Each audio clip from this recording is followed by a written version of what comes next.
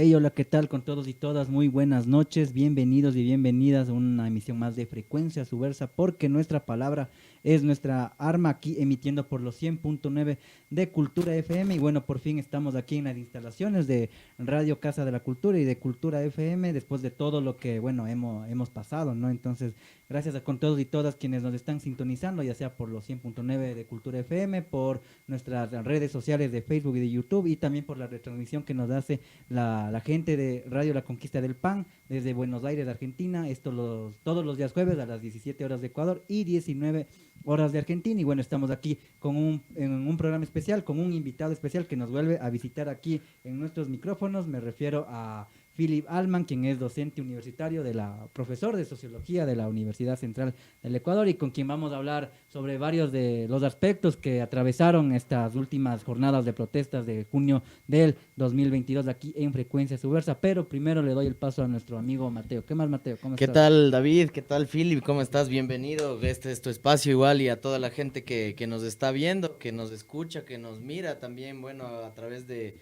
la señal de las redes sociales. Estamos en transmisión simultánea también de Facebook Live y YouTube Live. Así que nos pueden encontrar y ver, ¿no? Porque para la gente que nos escucha por los 100.9 de Cultura FM, también si es que tienen la curiosidad ahí de saber cuál es el rostro detrás de estas ideas, bueno, de estos pensamientos, como en el caso de hoy, nuestro invitado Philip, que tiene una muy valiosa perspectiva, un punto de lectura de las cosas, y ahora que estamos como sobre la marcha y súper recién de lo que ha venido pasando, y creo que es importante todos los temas que vamos a tratar, ¿no? Entonces, bueno, Philip, si puedes ahí saludar brevemente también a la gente para mandarla la introducción ahí del programa. Claro que sí. Muchas gracias por invitarme, muchas gracias por tenerme otra vez aquí, que pues cada paro vengo yo a explicar las cosas. Qué bonito verles de vuelta a los tiempos y bueno, con mucho gusto. O sea, cuéntenme y yo intento de explicar lo que pueda. Chévere, vamos ahí con la introducción acá en Frecuencia Subversa Radio, porque nuestra palabra es nuestra arma. Volvemos en un instante acá con la entrevista con Philip Allman acá en Frecuencia Subversa Radio. Volvemos. Frecuencia Subversa. Noticias. Contracultura. Diversidad. Porque nuestra palabra Es nuestra arma. Estás en sintonía de Frecuencia Subversa.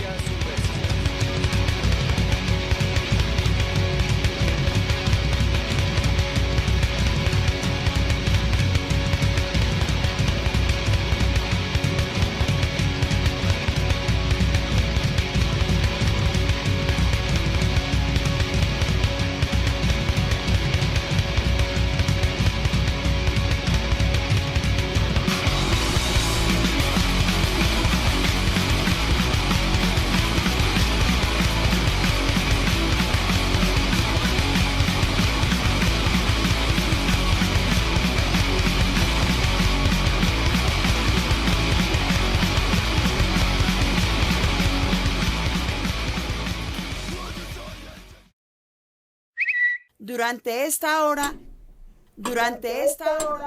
Durante esta hora, yo o cualquier mujer de América Latina y el Caribe podemos ser asesinadas solo por ser mujeres. Vivas nos queremos. El agua es derecho humano porque la vida nos da, y quien quiere acapararla, violando el derecho está. Las aguas que nos dan vida en el mercado no están, no se compran, no se venden, no se pueden comerciar. El derecho es para todos y el agua de todos es. El derecho es para todos y el agua de todos es. Y así debe asegurarlo el Estado con su ley. Y así debe asegurarlo el Estado con su ley. Con las firmas extranjeras no hará acuerdos comerciales, ni concesiones enormes con empresas nacionales. Con las firmas extranjeras no hará acuerdos comerciales, ni concesiones enormes con empresas nacionales.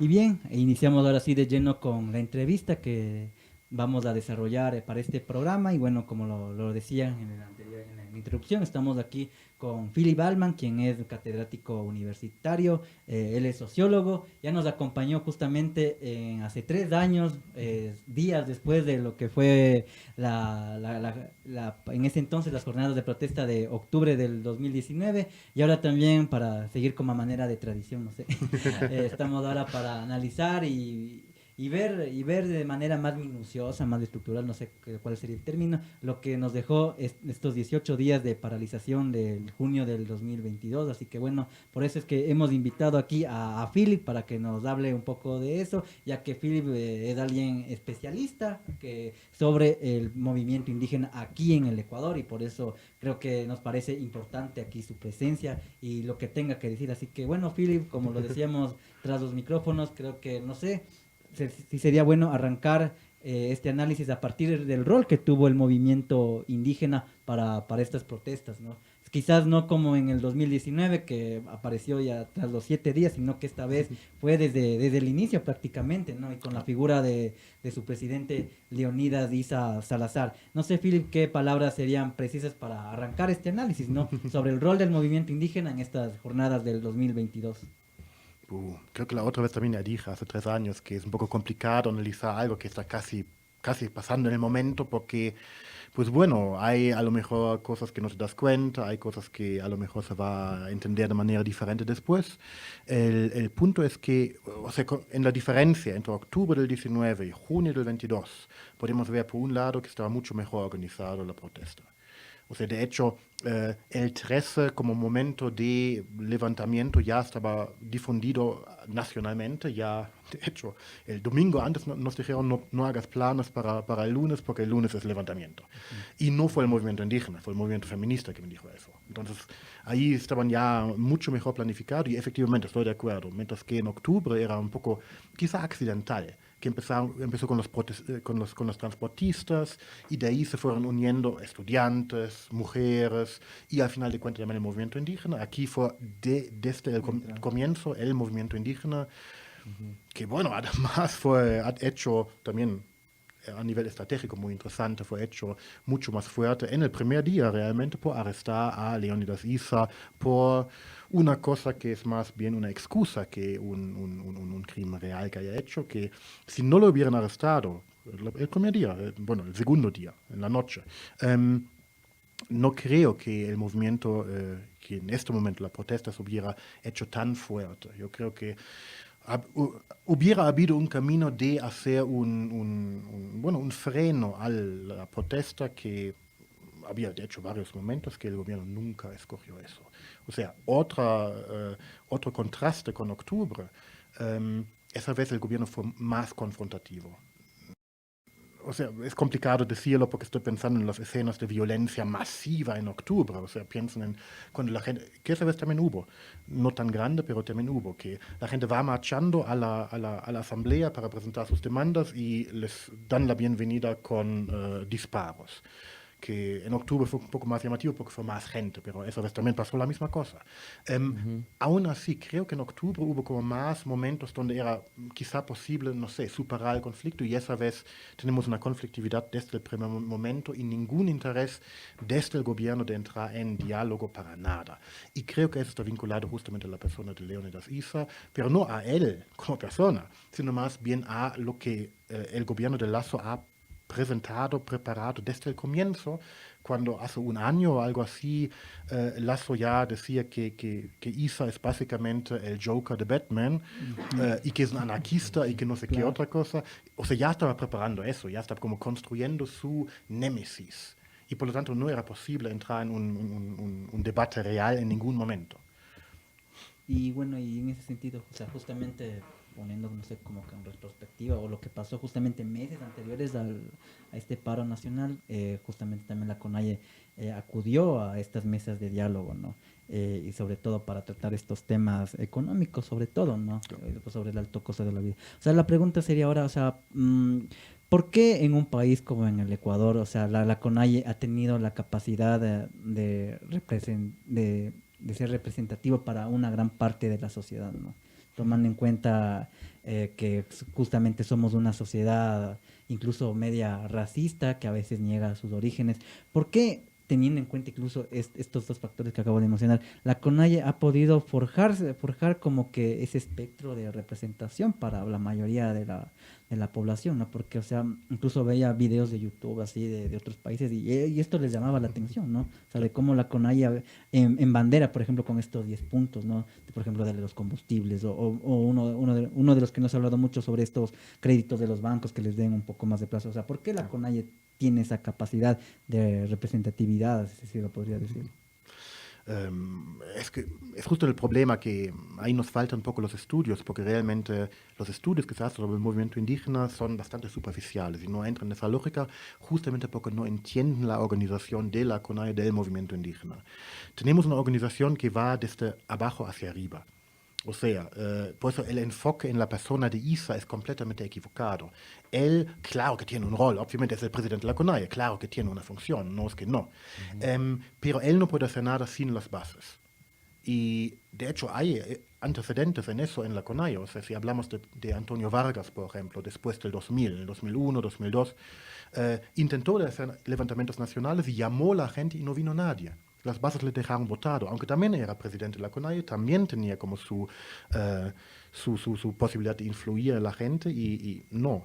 Entonces, el enfoque en ISA es engañoso realmente. Tenemos que enfocarnos mucho más en las bases y esa democracia que va de abajo hacia arriba, donde ISA y el Consejo de Gobierno de la CONAIE tienen un rol más bien de administración y no tanto de guiar.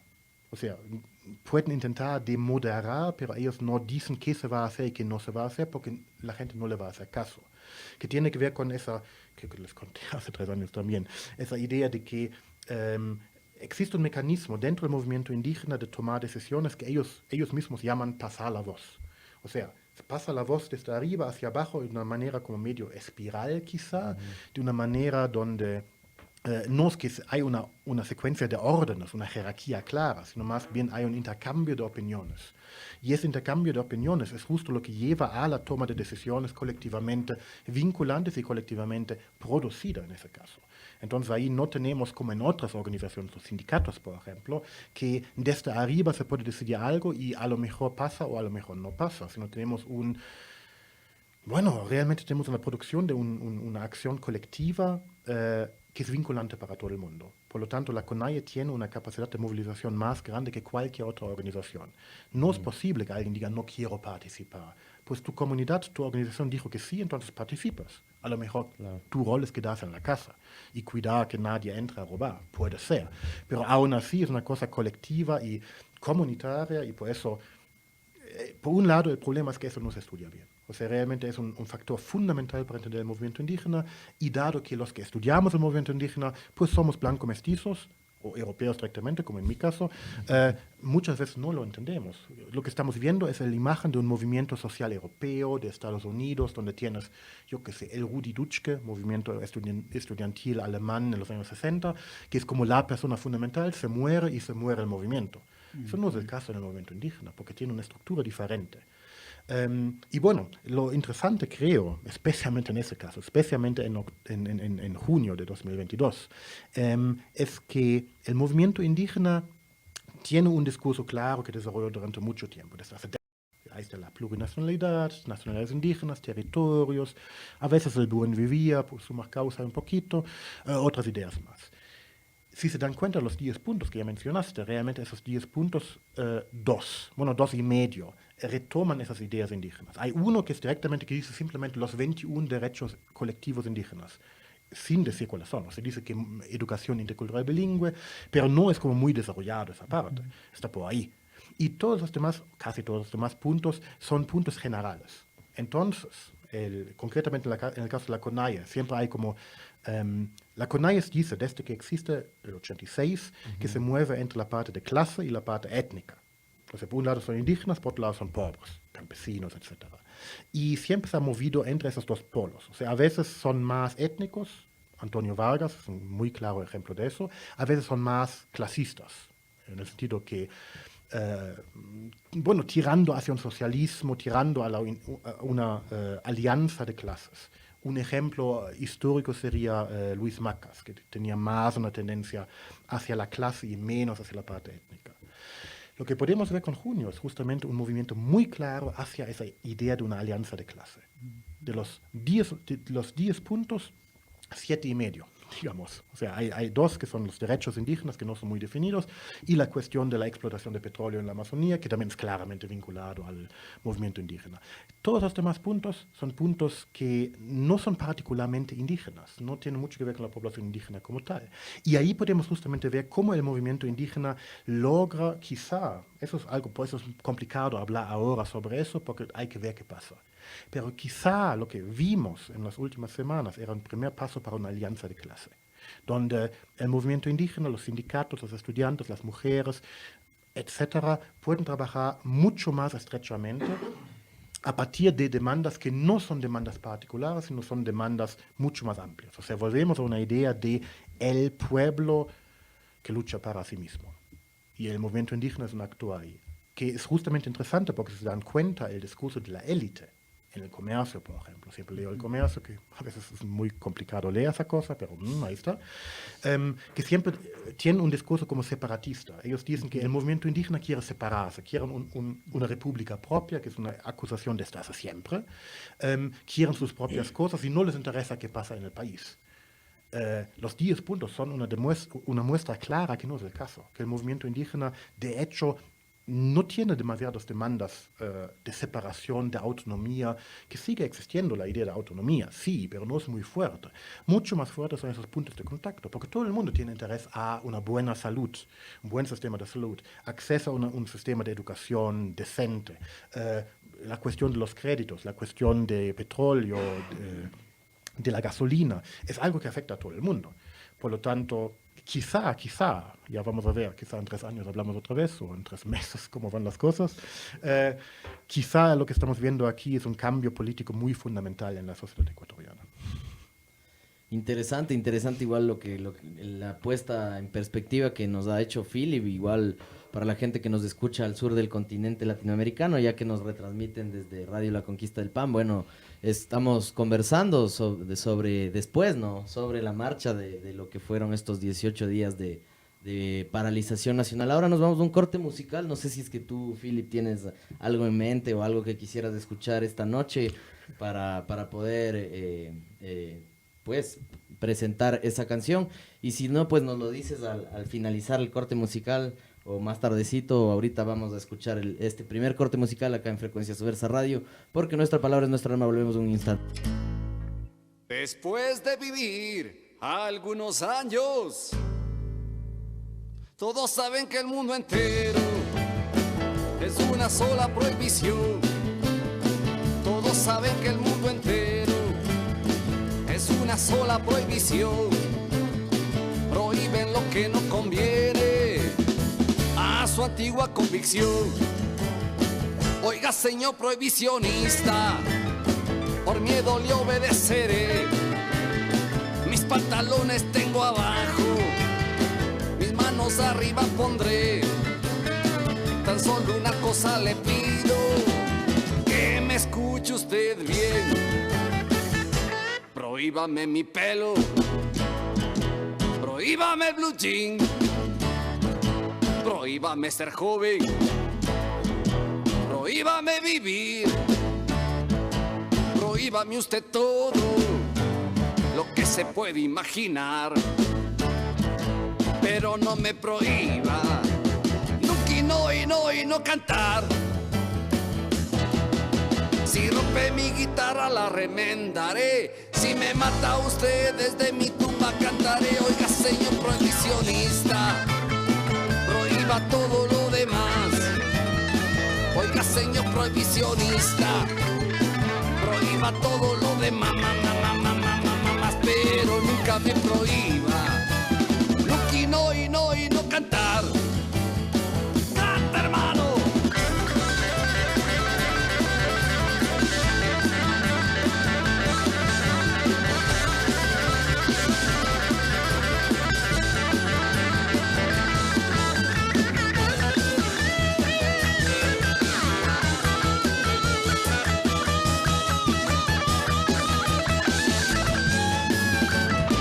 Prohíbame mi pelo, prohíbame blue jean, Prohíbame ser joven, prohíbame vivir, prohíbame usted todo lo que se puede imaginar, pero no me prohíba y no cantar. Si rompe mi guitarra la remendaré, si me mata usted desde mi tuba cantaré. Oiga, señor prohibicionista, prohíba todo lo demás. Oiga, señor prohibicionista, prohíba todo lo demás, pero nunca me prohíba. Nuki no y no y no y nuki no y no y no y nuki no y no y no y nuki no y no y no cantar.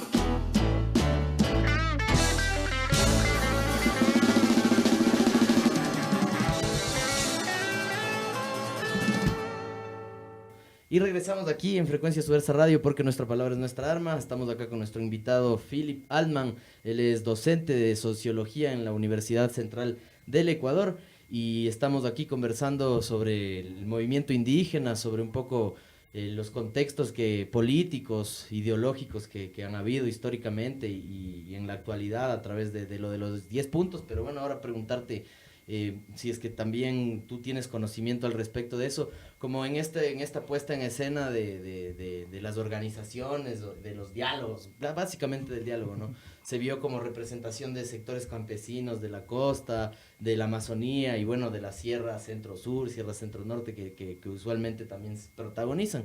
Pero o sea, se hablaba por ahí, ¿qué pasa con estas otras comunidades que tal vez por no ser tan cohesionadas o por no ser tan numerosas, como que quedan dentro de no sé, pues una invisibilización? Igual nos preguntábamos por ahí qué pasa con las comunidades afros, ¿no? No sé si es que tú tienes una lectura con respecto a esto. Sí, es llamativo, o sea, no solamente a nivel de las comunidades afro, sino también si nos damos cuenta que en la protesta participaron los estudiantes, los obreros, que participaron las mujeres del movimiento feminista, y en la mesa de diálogo no estaban presentados. O sea, los obreros algo, pero las feministas, los estudiantes no estaban, simplemente. Creo que ahí podemos ver justamente cómo la CONAIE, el movimiento indígena, la FEINE también tendría un rol importante, la FENOCIN también en su parte, cómo ellos se convierten en representantes del pueblo. O sea, que el hecho de que tienen esos 10 puntos que aglutinan a mucha gente que estaba protestando por esos 10 puntos, no estaban protestando por otra cosa, no estaban ahí con demandas aparte, sino eran esos 10 puntos que aglutinan a todo el movimiento. Entonces, pues bueno, realmente los que presentan esos 10 puntos son los que también están negociando después. La cuestión del diálogo, obviamente medio problemático, también la posibilidad de diálogo, o sea, en cuáles condiciones podemos dialogar. Es posible dialogar con alguien que ni siquiera aparece físicamente, como el presidente. Que también es lo llamativo, o sea, llegaron a un acuerdo, pero ese acuerdo no fue firmado por el presidente, por lo tanto, no deja de esperar, no nos da esperanzas precisamente de que el presidente va a respetar ese diálogo, porque siempre dijo que no es relevante para él. Pero en cuanto a la cuestión de la representatividad, pues sí, efectivamente, ahí hay toda una serie de personas que participaron en las protestas, que tienen las demandas, que están de acuerdo con los 10 puntos, que no estaban ahí, que no podían participar, que no podían introducir como sus propios puntos de vista. Por un lado sí, por otro lado no veo la exclusión a nivel de, digamos, solo indígenas y no afros, porque en otro lado ya dije, el movimiento indígena también representa la población afroecuatoriana en parte al menos. O sea, hace un par de años Ecuarunari tenía en su consejo de gobierno a un representante afro, que era representante de las juventudes, de hecho. O sea, no es que solamente sea indígena el movimiento indígena. El movimiento indígena incluye a campesinos mestizos, a campesinos afroecuatorianos, y obviamente también indígenas y también no campesinos, artesanos o lo que sea. Por lo tanto, el movimiento indígena es como tal relativamente diverso. Pero aún así, lo que podemos ver, y ahí estoy muy de acuerdo contigo, que es interesante esa observación, es una explosión de la urbanidad. O sea, los movimientos urbanos eran los que no estaban representados. Mientras que los afros sí tienen su conexión a través de las diferentes organizaciones, especialmente FENOCIN, la N de FENOCIN significa negro, por lo tanto ahí estamos. el movimiento feminista, el movimiento estudiantil, pues para nada. Entonces quizá, eso también sería otra pregunta, quizá podemos ver también un cambio de hegemonía donde la ruralidad adquiere una importancia más grande, donde los que tienen capacidad de forzar al gobierno a negociar no son los que aquí vemos en Quito constantemente, los que a veces se creen grandes activistas y a veces andan con el ego bien inflado, sino son los campesinos, los humildes, los pobres, que ni siquiera nos vemos nosotros, que vemos de vez en cuando, pero realmente creemos que nuestro universo es otro y el resultado es que no. El resultado es que los que sí pueden exigir cosas, sí pueden paralizar al país, son los campesinos, son los indígenas, son los de siempre, son los que no andan ahí haciéndose los grandes, los importantes. Que también quizás es importante, porque a veces aquí en Quito tengo la impresión que todo el mundo es activista y pues nadie estaba en el diálogo. No vi ninguna cara conocida de esos. Sí, y bueno, justamente hablando de esta cuestión del activismo y de, no sé si los liderazgos, o sea, ahora no sé si nos vamos de nuevo a uno de los actores dentro del movimiento indígena, me refiero a su presidente Leonidas Issa, ¿no? ¿Por qué no sé, este nivel de controversia, no sé, que ha causado Leonidas Issa? Yo recuerdo algunos presidentes de la CONAIE, ¿no? Entre ellos uno de los que me acuerdo primeramente es de Antonio Vargas, ¿no? Que fue el que le tumbó a Maguada ahí con Lucio Gutiérrez. Pero yo no recuerdo que ni siquiera él generó tanto sentimentalismo como lo genera ahora Leonidas Issa, ¿no? ¿Por qué este sentimiento hacia Issa? No sé, o sea, justamente estamos hablando sobre esta dinámica organizativa que tiene la CONAIE, esta dinámica, no sé si comunitaria en cierto punto. Claro. Estas redes de apoyo que emergen desde ahí, desde las comunidades, pero ¿por qué ahora hemos llegado al punto de tener una figura como Issa, ¿no? O sea, que divide a muchos, incluso, no sé si ha florecido incluso el mismo racismo que lo estábamos comentando tras los micrófonos, o sea, ¿qué representa actualmente Leonidas Issa para la CONAIE en su historia? No sé si está muy compleja la pregunta. No, realmente no tanto. O sea, el punto es eso, de que yo no creo que tenga que ver con el movimiento indígena o con la persona de Issa, que la atención pública es sobre él. Yo creo que tiene que ver con el público en general. Yo creo que lo que vemos no es un cambio fundamental en el movimiento indígena. Como digo, se mueve un poquito más hacia la izquierda, un poco más hacia las cuestiones de clase, de quizás socialismo, si se quiere decir así, aunque parece que esa palabra ya no se puede usar, que es justamente lo que nos indica. Yo creo que el problema no es eso, sino el problema es más bien que la sociedad se hizo más racista, la sociedad se hizo más cerrada, más conservadora. También piensen en esa crítica que hubo sobre el libro que Issa publicó con algunos otros más. Estallido. Exactamente, Estallido, sobre octubre del 19, que es un libro que va desde una perspectiva marxista. Abiertamente, claramente es marxista, articulado a gente como Gramsci, articulado a un cierto tipo de marxismo, bueno, que puede ser bueno o malo, pero que es coherente en sí. Y ahora mucha gente toma esos argumentos marxistas y dice, pues eso es malo. Luis Macas también es marxista, por si acaso. Y mucha gente en el movimiento indígena está articulado a pensamiento marxista. Quizá no ese pensamiento de Gramsci, sino más otras corrientes, pero bueno. Entonces, yo no le veo el problema a Issa, yo veo más bien el problema a la sociedad que está buscándose. Y ahí se articula con esas ideas del presidente de Lasso, después de ver demasiado Batman, de que Issa es el Joker.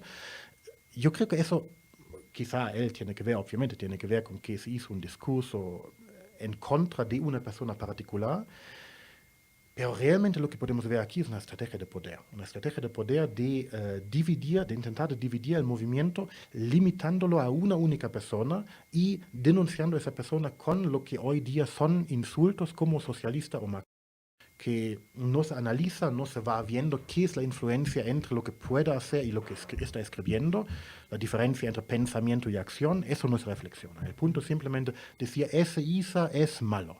Entonces, el movimiento indígena igual Issa igual marxista, anarquista, que igual la gente no distingue, O sea, eso es otro tema que quisiera hablar sobre la ignorancia del público en general, que, bueno, el público no es el problema, sino más bien la gente que habla públicamente, los periodistas, los intelectuales, hasta académicos mismos, que hablan desde una perspectiva de profunda ignorancia. Y es obviamente una ignorancia estratégica. O sea, claramente, o sea, puede ser que sean tontos, pero eso no es el punto. El punto es que son tontos útiles, que son tontos dentro de un discurso que tiene un interés en dividir el movimiento, de deslegitimar el movimiento, diciendo, ese ISA es mariateguista, está articulado no sé qué. ¿Qué mariateguistas? Son 3 pelagatos de la Faxo en la central. No es un movimiento gigantesco. No tiene la influencia que creen los conservadores. Y de correístas y también de ahora incluso de alianzas con el narcotráfico también. Sí, más absurdo todavía. O sea, el correísmo ya... O sea, el movimiento indígena se peleó durante mucho tiempo con el correísmo. Y se lo hizo abiertamente. Eso es, o sea, lo del narcotráfico como teoría de conspiración es interesante porque no hay evidencia, te puedes inventar las cosas. Mientras que el hecho de que sea correísta el movimiento indígena, hay tanta evidencia que eso no es el caso, que uno ya tiene que ser ciego o cerrar los ojos a propósito. Así es, totalmente. Y bueno, ahora preguntarte un poco sobre, bueno, estamos hablando también de una criminalización mediática y también acompañada no solo por ese linchamiento en redes sociales a la gente que participó de la protesta, sino también ahora, por ejemplo, llegaba la noticia de que en Tulcán las personas que estaban, por ejemplo, en las paralizaciones les están llegando procesos judiciales, ¿no? Como por contravenciones o por otras figuras relacionadas a esto, ¿no? A paralización, a bloqueo de vías y eso, ¿no? Entonces ahora se viene al parecer, ¿no? Se viene un tiempo, unos momentos en los que mucha gente la va a pasar mal por este mismo tipo de cosas.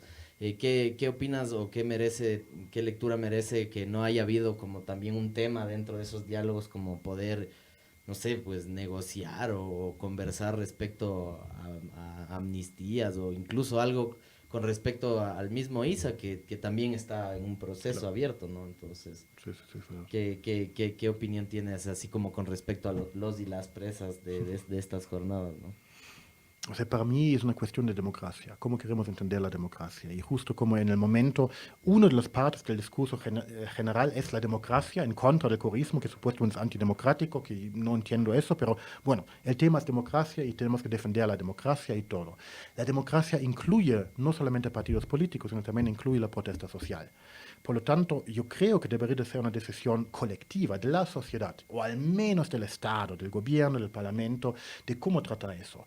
Se puede tratar la protesta de una manera, invitar al diálogo, de una manera de intentar de reducir la conflictividad, abrir las plazas, hablar con la gente, o se puede pues atacar a manifestantes que no están haciendo nada simplemente porque sí. Y eso creo que debería de ser un debate de la sociedad como tal. ¿Cómo tratar a la protesta? ¿Cuál protesta? ¿Hasta qué punto la protesta es legitimada? ¿Hasta qué punto queremos permitir que la gente exprese su opinión? No permitir protesta para nada. O sea, lo que en el momento parece ser un poco el acuerdo general de que esa protesta es completamente terrorista, que destruyeron todo, que no sé, bueno, no fui tantas veces a Quito todavía porque pues, estaba en la casa, pero lo que vi en Quito no fue destrucción absoluta, o sea, no se ve como Ucrania, no exageran tampoco. Entonces, yo creo que debemos de ver eso. También en el comercio, justo en el comercio, dicen cuántos millones perdimos. ¿Cuál es el valor de la democracia? ¿Cuál es el valor de que la gente pueda salir a protestar por sus intereses legítimos? ¿Cuántos millones son? Y para mí es como debería de ser realmente más que cualquier dinero que perdieron. Que obviamente también hay que ver cómo solucionar eso, que hay que dar créditos a las empresas que perdieron. Obviamente, estoy de acuerdo con eso, pero estamos en primer lugar en una democracia y recién después estamos en una economía de mercado. Por lo tanto, tenemos democráticamente que decidir cómo manejar eso. Por lo tanto, para mí, el nivel de persecución que está dándose es bastante preocupante, porque eso es justamente no democrático. Eso más bien es hacia un régimen representativo, donde tenemos un parlamento que a lo mejor se vota de manera democrática, pero no existe una democracia vivida. no existe una democracia entre las personas, no existe la posibilidad de expresarse fuera del Parlamento. O sea, parece que la concepción de democracia que prevalece es una democracia donde votas cada 4 años y el resto del tiempo cierras tu boca. Así es, y bueno, ahora también, claro, en el punto en el que estamos, hay que estar como alerta, ¿no? Y siempre tratar de como condenar desde diferentes lados, ¿no? Desde diferentes frentes sociales de este tipo de avanzada, ¿no? Que tiene como también con la intención de amedrentar, ¿no? Para que no se venga de nuevo o algo así. ¿Tú crees que hay la posibilidad de que durante este gobierno pueda volver a suceder algo similar a lo que se vivió acá en las jornadas de junio? Complicado decirlo, porque obviamente lo que estaban discutiendo al final del paro, de que el movimiento indígena también estaba exhausto, porque teníamos ahí gente que durante 3 semanas estaba en Quito, no podían estar en sus comunidades, no podían dedicarse a sus actividades económicas, y como vimos, sin movimiento indígena no hay nada. Por lo tanto, sin movimiento indígena, sin que se recupere, sin que tenga fuerza de manifestarse, no vamos a tener ningún tipo de paro. Por lo tanto, lo que yo vería serían esos 3 meses, esos 90 días. Esos 90 días de la mesa de diálogo que sigue ahí, que no escuché mucho de eso realmente, pero que supuestamente sigue ahí para ir aclarando los demás puntos, que no se trataron en el primer diálogo, no se trataron en ese tratado de paz, supuestamente. Porque si fracasa eso, ahí sí podemos tener un nuevo paro. O sea, dámosle 1 o 2 meses al tema y ahí sí puede ser que el movimiento indígena vuelva y que tengamos otra vez una situación parecida. Así es, y bueno, nos vamos al siguiente corte musical aquí en Frecuencia Subversa Radio, porque nuestra palabra es nuestra arma. Esta es la emisión número 19, si no estoy mal. Y ahí vamos a ir al siguiente corte musical. Regresamos en un instante acá con Philip Allman, el entrevistado de esta noche, de este lunes acá con Frecuencia Subversa Radio. Volvemos en un instante.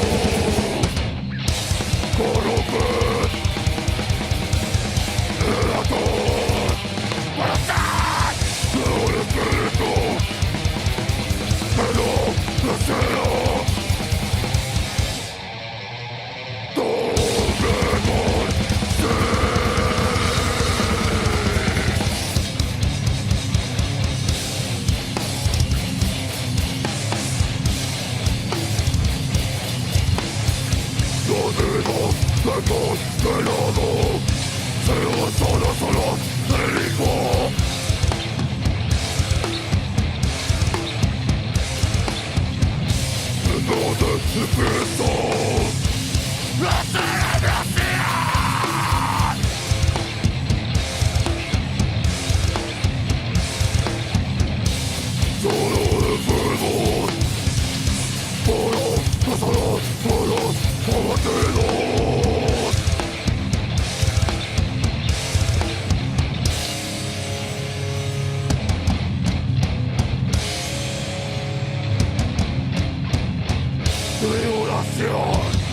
En el festín de los decaídos,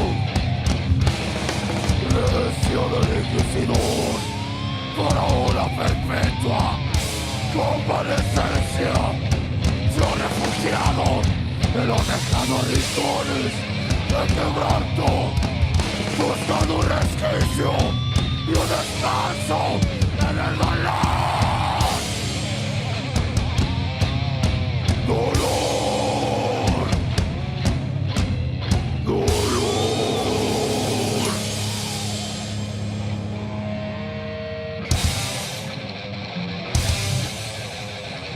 Condenado, te condenado, te oso, tu dolor, te dedico, de donde empiezo, Dios.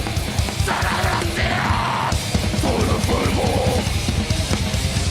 Con dolor a los abatidos, tribulación. Eres los decaídos, redención, necesidad, para una perpetua convalescencia. Suplicando todos sus pecados, totalmente cegados. Será refugiado, buscando resquicio y un descanso en el dolor.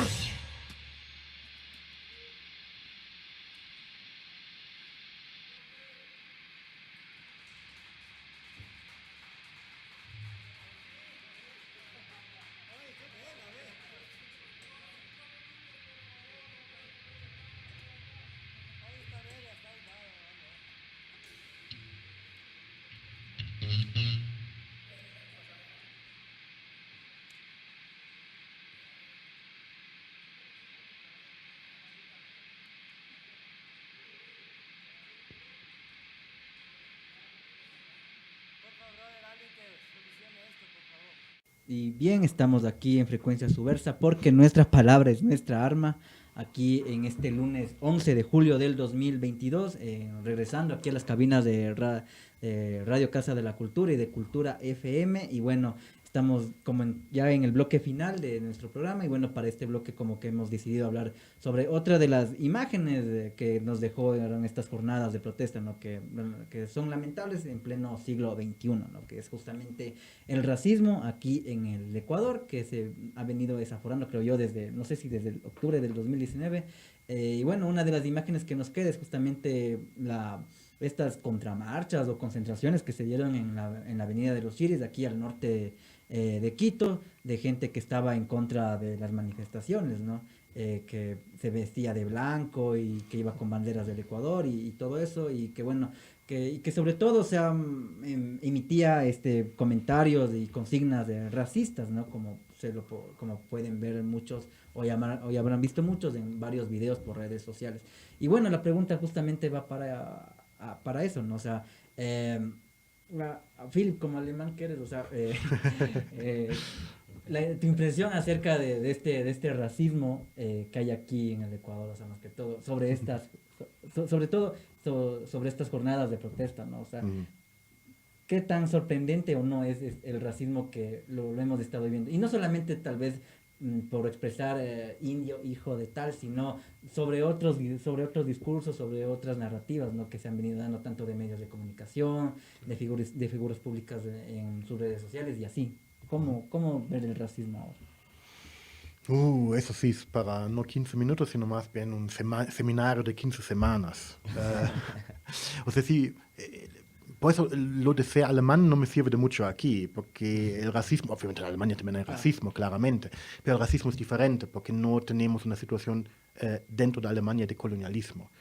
O sea, aquí la sociedad latinoamericana y la ecuatoriana se define pues por unos españoles que llegaron hace unos 500 años en grandes rasgos, que impusieron un sistema que desde el comienzo era racista. O sea, como algunos de los investigadores, como por ejemplo Enrique Dussel o Aníbal Quijano, dicen el racismo como tal nace en el momento de la conquista de las Américas.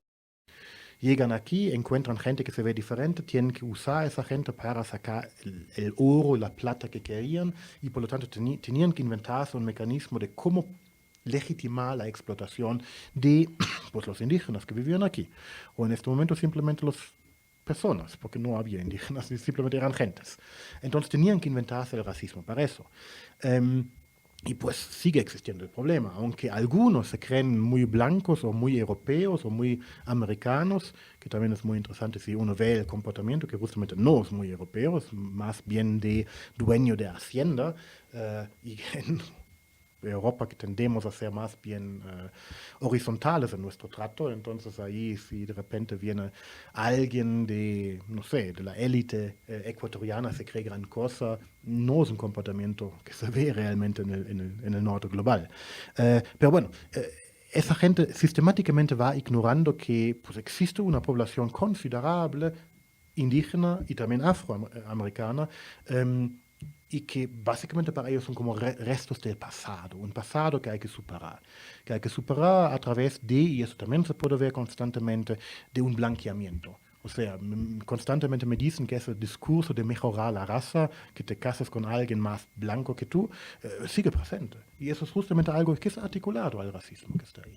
Por lo tanto, lo que me sorprende no es el racismo está ahí, está presente, es un tema fundamental que tenemos que buscarnos cómo superar. La gente que está en comunicación, aquí estamos pues en la radio, y la gente que está en educación, como yo. Tenemos que buscar mecanismos de cómo superar ese racismo, de cómo hacer visible cómo funciona ese racismo, y también de buscar mecanismos de entrar. Benjamin Inuka dice que un diálogo de culturas no tiene sentido. Un diálogo de saberes no tiene sentido porque un saber es dominante, el occidental, y otro saber, el Quichua, por ejemplo, es subordinado, desde hace siempre, desde hace 500 años. Entonces, Benjamin Inuka nos dice lo que necesitamos no es un diálogo de saberes, sino lo que necesitamos es un yachatinqui, un conflicto de saberes, una convergencia y un conflicto entre saberes que se chocan de una manera, claro, conflictiva, pero de una manera que les permite ir a solucionar ciertos problemas. Y eso sería quizá una solución para el racismo como tal. Dicho eso, lo que me llamó la atención no es el racismo como tal, porque ya sé que existe, no es sorprendente, y si uno habla con la gente de la élite o de la más o menos élite, como la clase media, uno puede ver tranquilamente qué tan racista es la gente, así con los pequeños comentarios de quién es indio y quién no sé qué. Lo que más me llamó la atención es que la gente no ve por qué censurarse. O sea, esos pensamientos los tienen, no me sorprende. Lo que me sorprende es que lo dicen abiertamente. Y bueno, antes ya te dije que algunos de la supuesta élite, como la Hinojosa, como otras figuras, como algún periodista de deporte, no sé ¿por qué está hablando? Será, no sé. Que esa gente de hecho logró ser bloqueada en Twitter por criterios que son criterios de Estados Unidos, de qué es el racismo. O sea, ellos se creen que viven básicamente en Miami, pero cuando hablan se nota que no tiene nada que ver con ser gringos o europeos. Básicamente están en un racismo que es muy, muy, muy local. Y que lo dicen tan abiertamente, eso me llama la atención. Entonces lo que tenemos aquí es un problema, creo yo, de que los mecanismos de sanción de la sociedad están fallando. Hace algunos años nunca fue muy fuerte, o sea, estemos claros en eso, pero hace algunos años no podías decir ese tipo de cosas y la gente ya te decía, oye, no usas esas palabras, no le digas así. Hoy día parece que eso ya no existe. Hoy día parece que puedes decirle indio no sé qué cosa a la gente y no hay ningún problema en eso. Entonces creo que estamos en un movimiento, no, en un momento de transformación de la sociedad que está articulado quizá. A gente como Putin con su miedo a la propaganda homosexual, a gente como Trump con su racismo abierto. Quizá estamos en un momento donde los conflictos se hacen más fuertes, quizá estamos en un momento de una ofensiva de la derecha. Sí, justamente también pude ver esas lecturas, ¿no? De que puede ser el momento para que emerjan estos grupos ultraderechistas aquí en el Ecuador. Y bueno, no sé, me puse a pensar en algunos políticos que también habían emitido este tipo de comentarios, quizás no de esa forma tan abierta, con esas formas tan explícitas, pero sí como que acomodando esos discursos de exclusión. Pero, o sea, dicho eso, en un país, ¿qué tan, no que tan viable, pero cómo se vería un escenario en un país como Ecuador, que es así tan diverso culturalmente, con varias poblaciones y culturas indígenas, en este caso, tener movimientos de ultraderecha, o más que todo, que estos movimientos de la ultraderecha pudieran en algún momento llegar al poder? ¿Cómo sería un escenario así? ¿O sería posible o no? Complicado. O sea, creo que nos sentimos muy seguros del fascismo, justamente por la diversidad. Pero piensen en Bolsonaro, piensen en Brasil, donde hay un amplio movimiento de la derecha. Bueno, Brasil es un caso diferente, ahí los indígenas tienen como menos peso en la sociedad y son más los afro-brasileños que tienen el peso, pero aún así hay un presidente que es muy cercano al fascismo y hasta lo dice abiertamente, y hay mucha gente que hasta exige abiertamente una dictadura militar para que todos esos comunistas sean ejecutados. Y son muchas personas. Y Brasil, pues es el mismo continente que nosotros, o sea, no es que otro mundo. Yo creo que sí podemos pensar en eso, pero yo creo que también tenemos que tener en cuenta que el fascismo está cambiando de cara. O sea, ya no tenemos, no sé, Bolsonaro mismo, ya no tenemos los payasos estilo Mussolini o algo que hacen su show, sino tenemos gente que supuestamente está ahí del pueblo, supuestamente son serios, supuestamente quieren llegar a, no sé, algún tipo de acuerdo. Y eso es lo que me preocupa, o sea, más va como una preocupación que involucra la democracia como tal, así estilo como Tocqueville, un fundador de la sociología hace casi 200 años, que era antidemócrata, era aristócrata él, pero el problema que tenía él con la democracia en América lo describe, que la democracia puede convertirse en la dominación de las masas no educadas, como la dominación de la chusma o algo por el estilo. Y creo que eso es un camino que sí puede pasar. O sea, no ahí el partido fascista Arno o algo así, ellos no van a tomar el poder. Pero sí puede ser que sea un grupo de diferentes partidos, de diferentes grupos sociales que tienen ideales racistas y fascistas y naturalizan eso. No como el fascismo, el primer fascismo, que era abiertamente fascismo y usó eso como su marca. Yo soy fascista. Sino más bien hoy tenemos gente que dice, no, fascistas son los antifascistas. Que también es algo muy típico, la antifa como fascistas, que es como, ok, interesante argumento. Y mucha gente lo cree. Entonces, eso creo que sí es un peligro, que podemos llegar a una coalición de diferentes grupos que como tal no son abiertamente fascistas, pero que sí van a tener una política fascista, racista, sexista. Piensa, por ejemplo, en la lucha también mundial en contra de los derechos reproductivos de las mujeres. Eso tampoco es una coincidencia que se da al mismo tiempo que en Estados Unidos varios países prohíben el aborto absolutamente y con eso producen un montón de muertos. No les interesa. O sea, creo que estamos viviendo un tiempo bastante feo, más bien sería recomendable cogerse, no sé, la obra completa de Marx o una serie de novelas. Somos Peitschen puedo recomendar, es muy interesante, y quedarse un par de meses o años o décadas en la casa leyendo, porque salir a la calle puede ser muy, muy peligroso en el momento. Chévere, Philip. Bueno, ahí con esta reflexión un poco, ahí no sabemos cómo nos agarró, pero ahí medio choqueante, medio traumatizante, no mentira, pero no, sí son tiempos bastante difíciles y creo que igual, bueno, lo que nos queda es algunas herramientas, ¿no? Como para no olvidarnos de ser humanos, ¿no? Ya no basta con sobrevivir, sino no debemos olvidarnos que somos personas y bueno, para eso está también la solidaridad con las causas y no abandonar así a la gente que está en nuestros alrededores, ¿no? Poder conversar, poder conectar y creo que de esa manera tratar de que este tejido social no se descomponga tanto o cuanto más que ya ha venido haciéndose, ¿no? Y bueno, vamos finalizando, ya se nos ha acabado el tiempo, estamos también un poco tristes de que siempre se nos vaya volando el tiempo acá con invitados tan bacanes como lo ha sido en esta noche de lunes acá en Frecuencia Subversa Radio. Así que nada, palabras finales, si es que algo se les quedó, algo quieren decir antes de que se acabe el programa, pues este es el momento. Sí, conectándome a lo que tú dices, en lugar de cerrar todo con depresiones, mejor digamos, lo que necesitamos hacer es formarnos, educarnos, informarnos, producir y fortalecer redes de solidaridad. Quizá en los tiempos oscuros que sí están viniendo y sí están ya aquí, eso puede ser una manera de cómo sobrevivir sin volvernos locos, sin dejar de ser humanos. Sí, no, total, de acuerdo. Sin nada, y bueno, con estas reflexiones que me parecen súper importantes para estos momentos un poco complicados y duros que se están viniendo, que ya se están dando.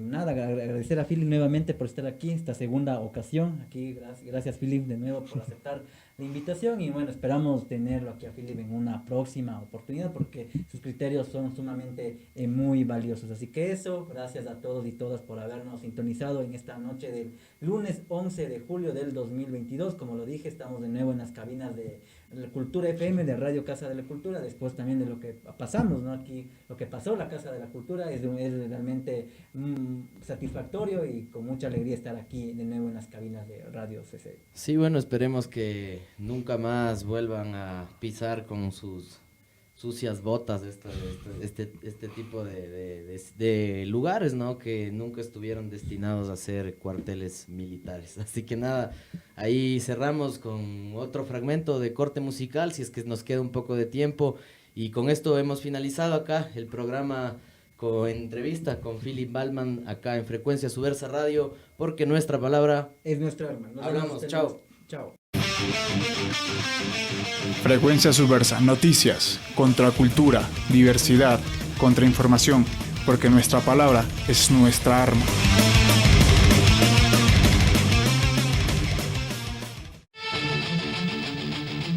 Frecuencia Subversa, noticias, contracultura, diversidad, contrainformación, porque nuestra palabra es nuestra arma.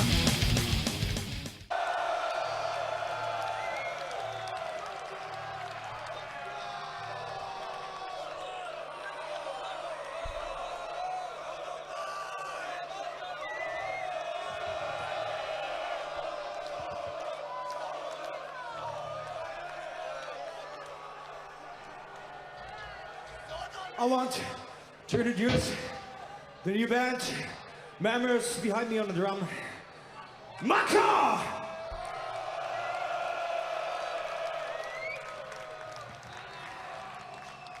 Since 1,000 years riding by my side on the guitar, Benaman! Merci!